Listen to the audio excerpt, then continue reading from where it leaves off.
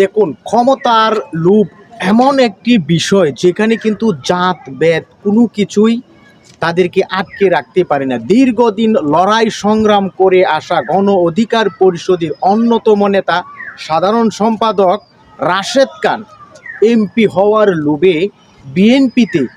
গণ অধিকার পরিষদ ত্যাগ করে পদত্যাগপত্র জমা দিয়ে কিন্তু তিনি বিএনপিতে আনুষ্ঠানিকভাবে যোগদান করেছে। ঝিনাইদহ ২ আসন থেকে ধানের শীষের প্রতীক নিয়ে এই গণ অধিকার পরিষদের বর্ষিয়ান একজন রাজনীতিবিদ নানা চড়াই উতরাই মামলা হামলা উপেক্ষা করে আজকে এই পর্যায়ে এসে গণ অধিকার পরিষদ একটি বাংলাদেশে সুপ্রতিষ্ঠিত রাজনৈতিক দল হিসেবে সকলের কাছে সম্মানের একটি দল হিসেবে প্রতিষ্ঠিত হওয়ার পর আজকে যখন ক্ষমতা লুভী